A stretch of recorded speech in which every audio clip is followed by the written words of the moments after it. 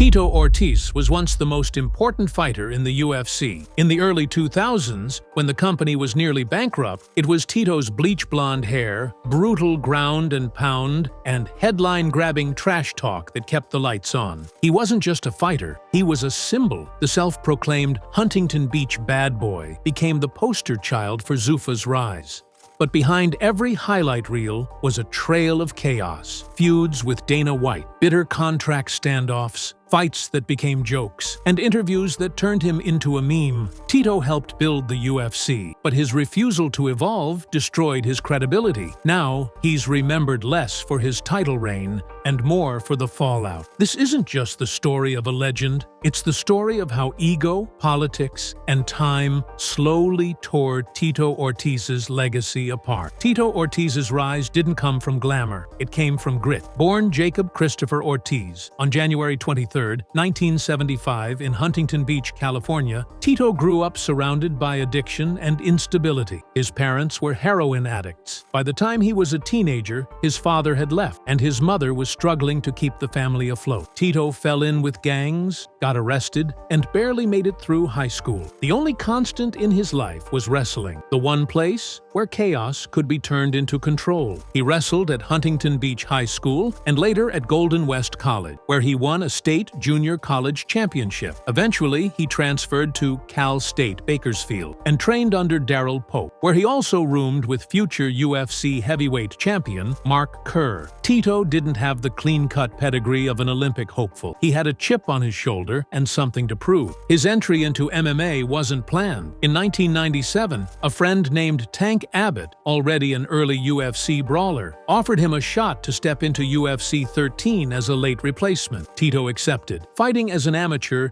he won his first bout, then lost the final of the light heavyweight tournament to Guy Mezger, but he left an impression. Young, brash, and covered in bleach blonde hair, he looked like a California surfer, but hit like a freight train. Over the next few years, Tito carved out his name through brutal performances and increasingly theatrical entrances. He adopted the nickname the Huntington Beach Bad Boy and made it his brand. He wasn't just there to win, he was there to entertain. He wore flame shorts, waved the American flag, and flipped off his opponents with glee. After his 1999 rematch with Mezger, where he won by TKO, Tito famously put on a shirt that read, "Gay Mezger is my bitch," sparking one of MMA's earliest and ugliest controversies. But behind the trash talk was a raw talent. Tito had heavy hands, incredible cardio, and a top-control wrestling game that suffocated opponents. He wasn't flashy, but he was effective. He could drag a fight to the ground and beat you into submission, not with technique, but with pressure. By 2000, the UFC was on the ropes, financially unstable, banned from cable television, and struggling to keep interest alive. But Tito Ortiz, young, loud, violent, became the spark the promotion desperately needed. He wasn't just winning fights, he was selling them. And the UFC began to realize this wasn't just a fighter, he was a marketing machine. And that made Tito more than just a contender. It made him the foundation of the Zuffa-era UFC. When Tito Ortiz claimed the vacant UFC light heavyweight championship in April 2000 by dominating Wanderlei Silva at UFC 25, the torch had officially passed. A new era was beginning, and Tito Ortiz was the king of it. The UFC was still struggling to survive, but Tito gave them a fighter who could win, talk, and sell tickets. He had charisma in a sport that hadn't figured out how to be entertaining yet, and for the first time in years, fans started paying attention again. Tito went on a run that defined early Zuffa-era UFC. He successfully defended his title 5 consecutive times, a record in the division at the time. Fighters like Yuki Kondo, Evan Tanner, Elvis Sinosic, and Vladimir Matyushenko all fell under Tito's relentless pressure. His style wasn't flashy, but it was brutally effective. Takedown, top control, elbows. And those elbows, they became his signature. He called it ground and pound, but in truth, it was more like smash and suffocate. He didn't give opponents space to breathe, much less fight back. But Tito wasn't just making waves in the cage, he was shaping the UFC's identity outside of it. His rivalry with Ken Shamrock became the sport's first real grudge match storyline. Shamrock, the early UFC legend, took offense to Tito's post-fight taunts after beating his protege protege, Guy Mezger, Tito taunted Shamrock with crude shirts, obscene gestures, and interviews filled with venom. It turned personal, and when they finally met years later, it would become one of the most watched rivalries in MMA history. Tito was also a trailblazer when it came to business. He understood branding before most fighters did. He launched Punishment Athletics, slapped his logos on shirts, gear, even gym bags. His image was carefully crafted. The bleached blonde hair, the black gloves, the sunglasses indoors. It was all designed to create a spectacle, and it worked. He also helped push the UFC into mainstream culture. Appearances on talk shows, interviews on sports networks, and photo spreads in magazines. He was the UFC's first crossover star. And Dana White, who had just taken over as president under Zuffa's new ownership, saw Tito as their golden ticket. But success brings ego, and the bigger Tito's star got, the harder he was to manage. He wanted more money, more control, more say in how things ran. He was no longer just a fighter. He saw himself as a partner. And that mindset would set him on a collision course with the very organization he helped resurrect. Because Tito Ortiz didn't just fight other men, he fought anything that tried to tell him what to do. And as the UFC grew, so did the tension. Tito Ortiz didn't just feud with fighters, he feuded with the guy signing the checks. Dana White and Tito Ortiz had a relationship built on need, not trust. At first, they made each other millions. Dana needed a star. Tito needed a platform. But the moment Tito realized how much power he had, the gloves came off. The problems started with money. Tito began demanding higher purses, refusing fights unless his conditions were met. He was one of the first UFC fighters to negotiate like a professional athlete, not a desperate brawler. He wanted points on pay-per-views, bigger appearance fees, and even control over how he was marketed. The UFC, still trying to recover financially, wasn't ready to play ball. And Dana White, a promoter who valued control over everything, saw Tito's demands as insubordination. The situation escalated quickly. Tito pulled out of fights, accused Dana of underpaying him, made jabs in interviews. Dana fired back, calling Tito a coward, a diva, and even a disgrace to the company. Things got so personal that Dana, a former amateur boxer, publicly challenged Tito to a real boxing match. They even promoted it, built a poster, booked a venue. Tito ultimately didn't show. Behind the scenes, the tension boiled over. Tito was stripped of promotional favors. The UFC started building new stars like Chuck Liddell and Randy Couture, fighters who played the game. Liddell, Tito's former training partner, openly accused Tito of ducking fights. Couture beat him and took his belt in 2003, exposing Tito's weaknesses and shifting the power dynamic in the company. Tito wasn't done, but he wasn't the golden boy anymore. Dana froze him out of title shots. He became a featured fighter, but not a favored one. The guy who once carried the UFC was now being quietly pushed aside. And what made it worse? Tito knew it. In interviews, his frustration showed. He saw the machine he helped build now elevating others, while using him as the bad guy. And instead of adapting, he doubled down. The rants got louder, the demands more ridiculous. The era of Tito Ortiz as the UFC's cornerstone was over, and what followed wasn't a graceful decline. It was a slow, painful fall, filled with desperation, denial, and drama. Just when it looked like Tito Ortiz was being phased out of the UFC's spotlight, the company handed him a gift, a grudge match so heated, so personal, that it reignited his relevance overnight. That gift was Ken Shamrock. The rivalry had started years earlier, when Tito taunted Shamrock after defeating his student, Guy Mezger. The infamous "Gay Mezger is my bitch" shirt triggered Ken, who jumped onto the cage, screaming at Tito and threatening revenge. The UFC, still a niche organization at the time, hadn't seen a rivalry so explosive, and they knew it had potential. By 2006, Ken was well past his prime, but the feud still burned hot. The UFC booked Ortiz versus Shamrock for UFC 61, and the marketing wrote itself: bad blood, trash talk, personal insult. It wasn't about rankings, it was about pride and pay-per-view numbers. And it worked. UFC 61 sold over 775,000 buys, shattering expectations. Tito won via first-round TKO, and fans wanted more. The UFC gave them 2 more fights. One on free TV, Ortiz versus Shamrock. 2 on Spike TV, drew a then-record 4.2 million viewers. Again, Tito won by TKO, and again, he celebrated with that same smug grin that had defined him years earlier. By the time they met for the 3rd time, the outcome was inevitable. Tito dominated, and the feud was buried. But in the process, Tito had done something extraordinary. He made himself relevant again.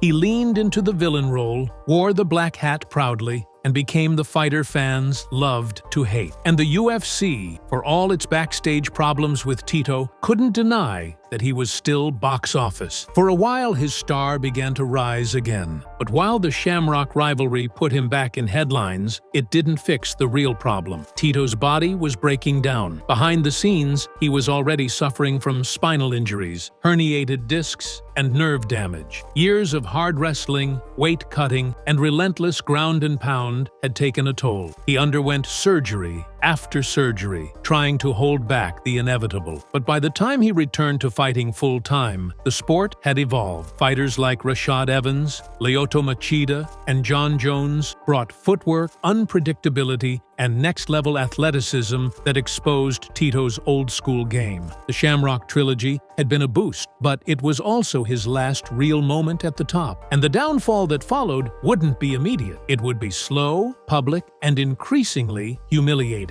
After the Shamrock feud, Tito Ortiz still had name value, but his performances began to crumble. His body was falling apart, but his ego couldn't admit it. The Tito Ortiz that once dominated the cage with pressure and control had become hesitant, slower, and more predictable. The game had changed, and he hadn't. In 2008, he faced Lyoto Machida, a rising star with a puzzling karate-based style. Tito looked confused the entire fight, unable to close the distance or find a rhythm. Machida danced around him, peppered him with shots, and escaped every takedown attempt. By the final horn, it was clear. Tito was no longer elite. Even his famous ground and pound had become a myth against younger, better-prepared athletes. His contract ended. The UFC didn't renew. Tito began flirting with retirement, hinting at injuries. He blamed the UFC, blamed bad matchmaking, blamed Dana White, but never once blamed himself. In his mind, he was still the same champion who once carried the company, but fans weren't buying it. When he eventually returned to the UFC, things got worse. He lost to Forrest Griffin,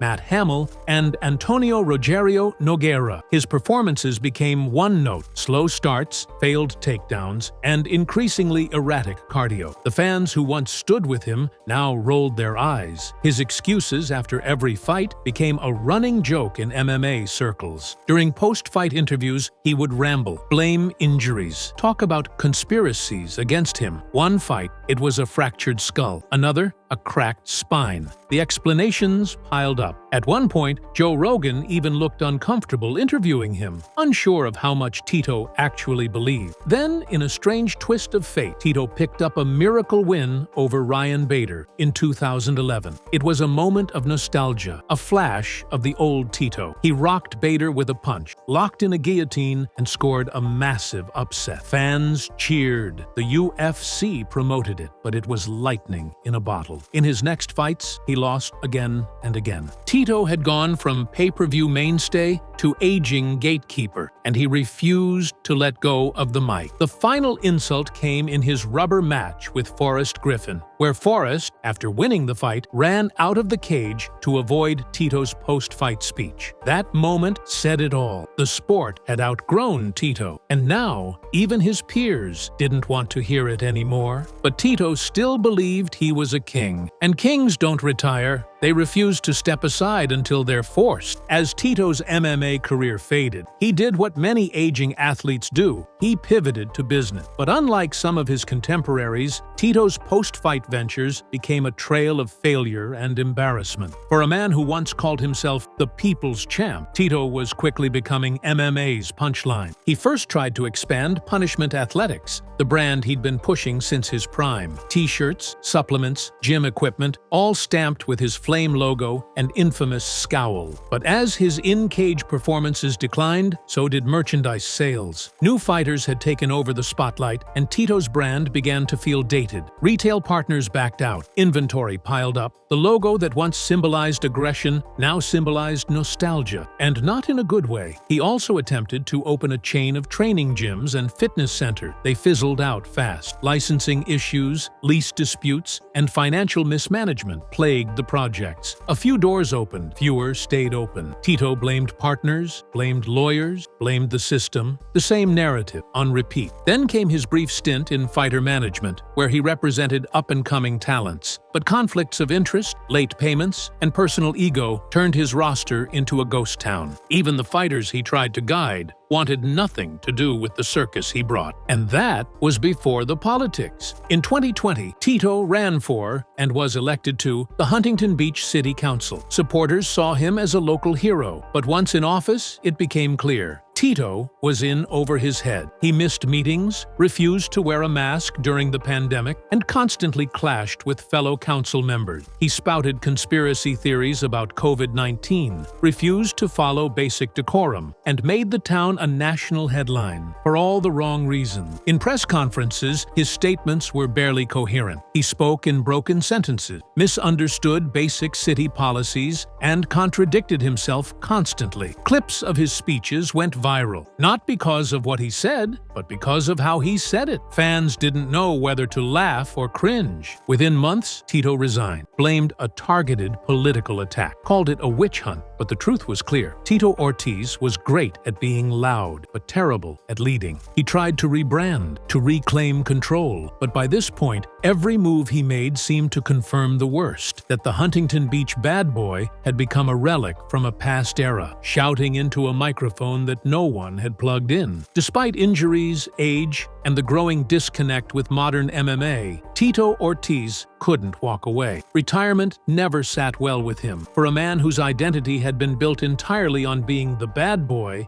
the comeback itch never stopped. And when the UFC door closed, Tito simply walked through another. In 2014, he signed with Bellator MMA, a promotion eager to boost their numbers with aging UFC names. Tito headlined Bellator 120 against Alexander Shlemenko, a much smaller middleweight who moved up in weight. The fight was heavily criticized. It felt more like a marketing stunt than a legitimate contest. Tito won quickly by submission, but fans questioned how real it felt. Still, it gave him what he wanted: headlines, relevance, and the illusion that he was back. But the run didn't hold. He fought Stephan Bonner later that year in what turned into one of the most embarrassing promotional buildups in MMA history. Their face-offs were awkward. The trash talk felt forced, almost like two guys trying to play characters they no longer believed in. The fight itself was sloppy, slow, and hard to watch. Tito won a split decision, but it felt more like a nostalgia match than anything competitive. Then came the most baffling move of all: Tito Ortiz versus Chuck Liddell III, promoted by Oscar De La Hoya's Golden Boy MMA, a promotion that was so poorly managed it folded after one event. The fight was an obvious cash grab. Chuck, long retired and clearly diminished, had no business fighting again. Tito, in his mid-40s, was at least somewhat active. The result was inevitable. Tito knocked out Chuck in the first round, but instead of triumph, it felt like watching someone dig up the past just to beat it with a stick. Fans didn't cheer. They winced. Even hardcore Tito fans admitted it wasn't a fight. It was a mercy killing of a legend who never should have been in there. And yet, Tito used it to puff his chest again. He declared himself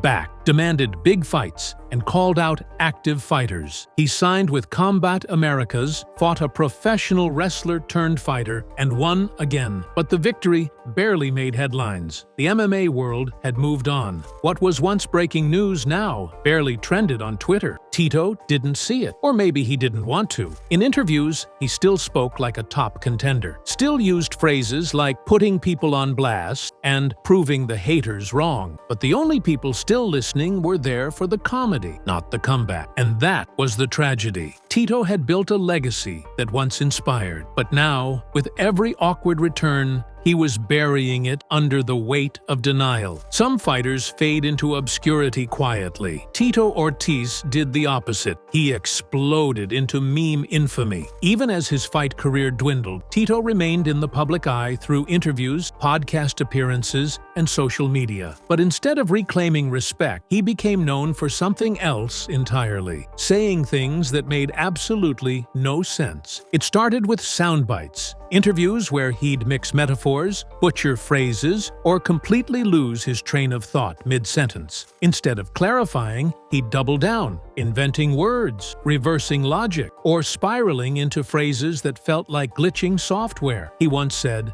"I'm gonna put my best foot forward, my best fist forward.